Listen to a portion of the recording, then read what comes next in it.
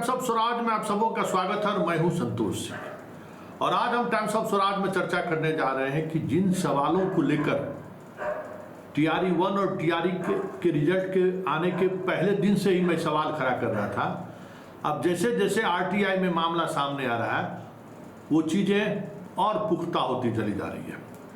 लगातार हम सवाल खड़ा कर रहे थे कि अतुल प्रसाद जी ज़्यादा स्मार्ट मत बनिए, आप सुप्रीम कोर्ट और सामान्य प्रशासन विभाग का जो आदेश है, आदेश के पीछे सुप्रीम कोर्ट का जो जजमेंट है, उस जजमेंट का खुल्लम खुल्ला उल्लंघन कर रहे हैं और इस उल्लंघन की वजह से दूसरे राज्यों के महिला अभ्यर्थी, पुरुष अभ्यर्थियों को उसका लाभ मिल रहा है। रिजर्वेशन पॉलिसी की अवहेलना हो रही है। लेकिन उस वक्त अतुल प्रसाद इंग्लिश पढ़ते थे कि हॉरिजॉन्टल इंग्लिश पढ़ाते थे, वर्टिकल, याद है ना कि रिजर्वेशन में जो है सो महिलाओं के रिजर्वेशन में वर्टिकल रिजर्वेशन हमें देना है, जबकि सुप्रीम कोर्ट का आदेश है, सामान्य प्रशासन विभाग का आदेश है, सभी सामान्य प्रशासन विभाग मतलब जनरल एडमिनिस्ट्रेशन उसको फॉलो करना है, बीपीएससी को भी, कि आप वर्टिकल रिजर्वेशन नहीं दे सकते हैं। 2020 में सुप्रीम कोर्ट का इसको लेकर बड़ा जजमेंट आ चुका है। एक स्टूडेंट चला गया था सुप्रीम कोर्ट इसी वर्टिकल रिजर्वेशन को लेकर, किस वजह से कैसे लड़कियों की संख्या बढ़ जा रही थी, अनरिजर्व कैटेगरी में किस तरीके से लोगों को परेशानी हो रही थी।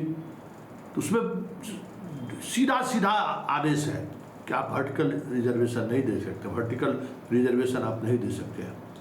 लेकिन हमारे अतुल बाबू तो बहुत स्मार्ट थे।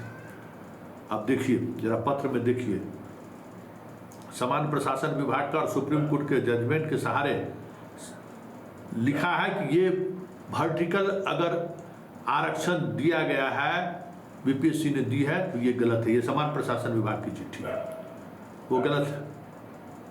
आप बताइए 1 to 8 में अगर हम बात करें कि इस रिजर्वेशन पॉलिसी के कारण कितने लोगों को, आप समझिए कि 20,681 मेल बिहार के लड़कों का बहाली हुआ है और 27,951 लड़की बहाल हो गई।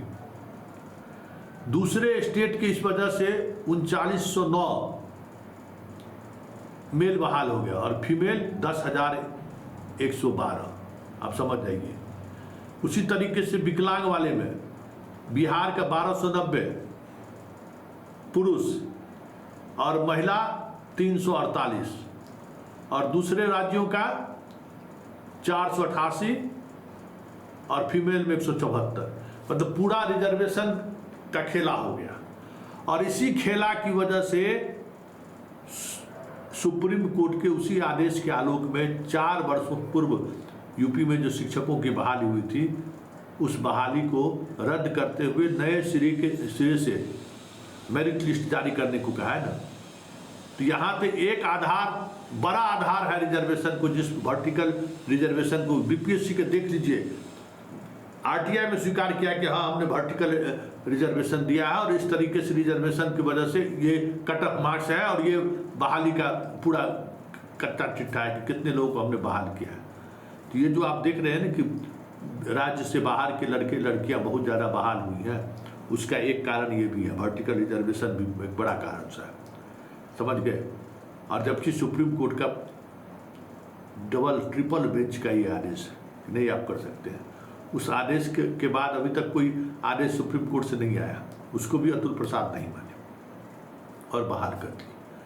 एक हियरिंग में, एक सुनवाई में टीआरई 1 और टीआरई 2 में जहाँ जहाँ भी इस तरीके के आरक्षण के प्रावधान के अनुसार बहाली हुई है, पूरा मेरिट लिस्ट रद्द हो सकता है एक सुनवाई में।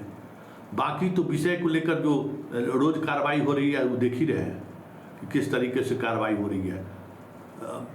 शैक्षणिक योग्यता है नहीं, जो निर्धारित अंक हैं वो है नहीं, और बहाल की कर दिए हैं। कंप्यूटर में खेला देख ही रहे हैं, एंसेंट सिस्टम खेला देख रहे हैं, पॉलिटिकल हर डिपार्टमेंट में देख रहे हैं कि खेला, रोज चिट्ठी जारी हो रही है। ऐसे में ये इस तथ्य के सामने आने के बाद तो हमें लगता है कि चंद महीने में बिहार सरकार को भी मुँह खानी पड़ेगी हाई कोर्ट में। इलाहाबाद जजमेंट की कॉपी के साथ अगर स्टूडेंट वहाँ पहुँचे। भाई हम तो आज स्टूडेंट से बात हुई है कि डेट ऑफ बर्थ की वजह से, मतलब अब इस तरीके से हुआ कि डेट ऑफ बर्थ में एक ही नंबर है, ऐसे हजारों छात्र जिनको डिस्क्वालीफाई कर दिया, उनको हटा दिया गया कि सेम नंबर है तो हम एज देखें कि जिसका एज कम है ज़्यादा है उसको हम पहले ले लिए। लेकिन अगर ये वर्टिकल रिजर्वेशन नहीं लगाते तो वो सारे लोग बहाल होते।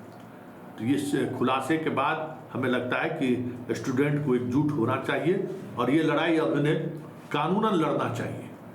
और जो अतुल प्रसाद की हठधर्मिता के कारण जो हजारों छात्र सफ़र किए हैं, हमें लगता है कि कोर्ट से उनको न्याय मिले।